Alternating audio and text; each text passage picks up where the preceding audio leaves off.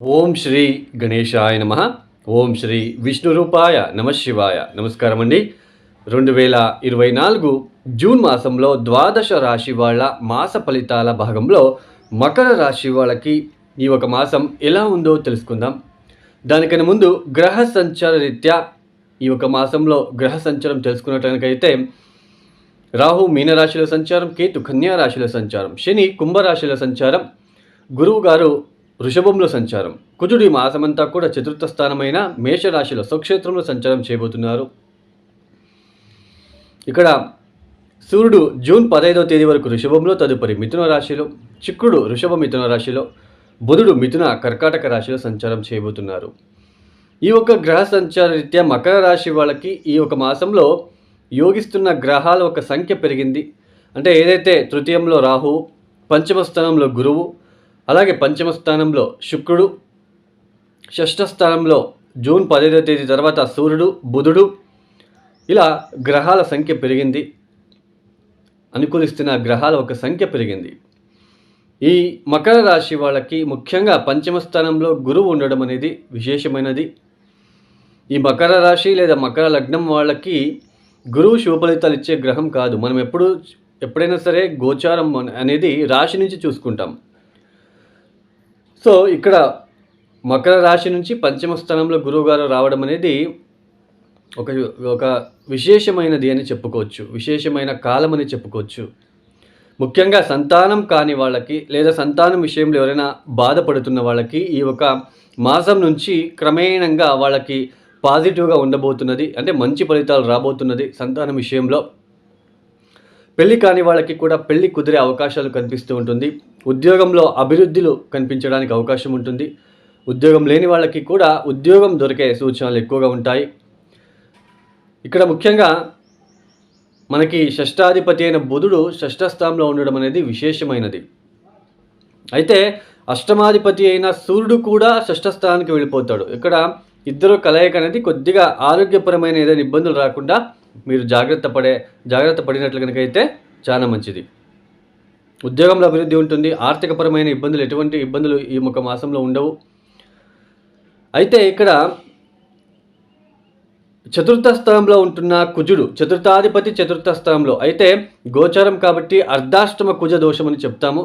అయితే స్వక్షేత్రంలో ఉంటున్నాడు. పైగా శని దృష్టి చతుర్థ స్థానం పైన ఉంటుంది.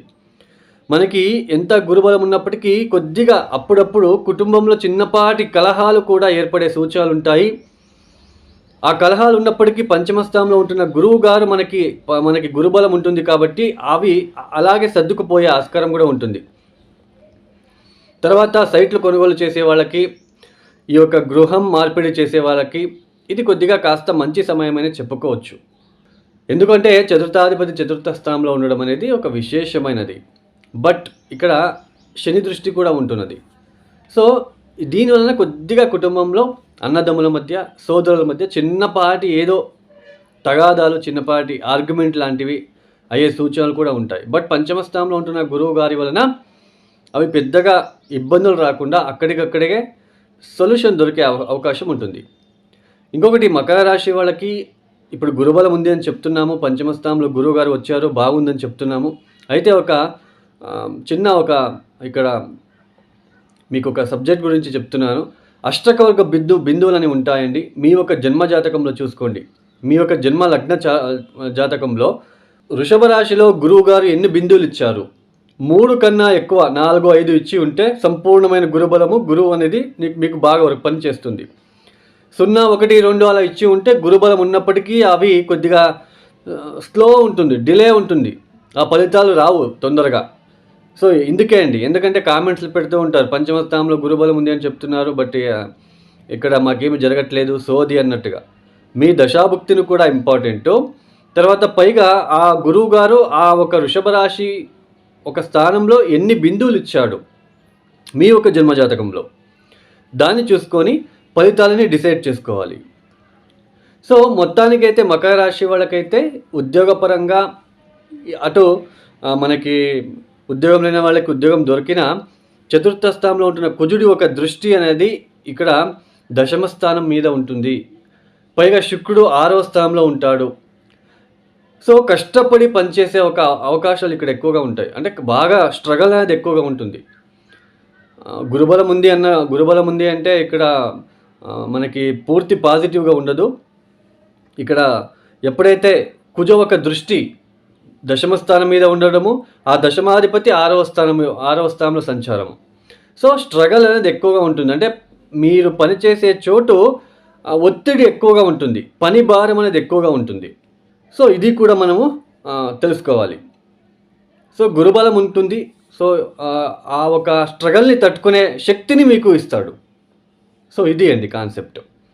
సో, మొత్తానికి మకర రాశి వాళ్ళకి ఈ మాసంలో కాస్త అనుకూలమైన ఫలితాలే కనిపిస్తూ ఉన్నాయి. బట్ కొద్దిగా ఉద్యోగంలో చిన్నపాటి డిస్టర్బెన్సెస్ లేదా ప్రెషర్ అనేది ఎక్కువగా ఉంటుంది. ఒత్తిడి తట్టుకోవాల్సిన ప్రమేయం ఏర్పడుతూ ఉంటుంది. స్ట్రగల్ అనేది ఎక్కువగా ఫీల్ అవుతూ ఉంటారు. సో, తృతీయంలో రాహు ఉంటాడు. ఎన్ని స్ట్రగల్ వచ్చినా పంచమంలో గురువు మిమ్మల్ని సేవ్ చేస్తూ వెళ్తారు. సో, ఇదే అండి గురుబలం ఉన్నప్పుడు ఇలాంటివి మనకి నెగెటివ్ ఫలితాలు వచ్చినా కూడా వాటిని నిలదొక్కుకొని మీరు ముందుకు సాగడానికి ఇక్కడ అవకాశాలుంటాయి. మొత్తానికి ఈ యొక్క మకర రాశి వాళ్ళు తప్పనిసరిగా మీరు చేసుకోవాల్సిందల్లా చూడండి, హనుమాన్ చాలీసా చదువుకోండి. మంగళవారం పూట హనుమాన్ చాలీసా చదువుకోవడము, హనుమంతుడికి తమలపాకుల ఒక హారాన్ని వేయడం లాంటిది, తమలపాకులతో అర్చనలు చేసుకోవడం లాంటిది. తర్వాత ఇక్కడ ముఖ్యంగా ప్రతిరోజు విష్ణు సహస్రనామం చదువుకోవడము, వీలైనంత వరకు ఈ యొక్క నల్ల కుక్కలకి కొద్దిగా చపాతీలు లాంటివి, సో వాళ్ళకి ఏదైనా అంటే నల్ల కుక్కలకి తినడానికి ఏదైనా మీరు సహాయం చేసుకున్నట్లయితే వచ్చే మరీ మంచి ఫలితాలని చూడొచ్చు.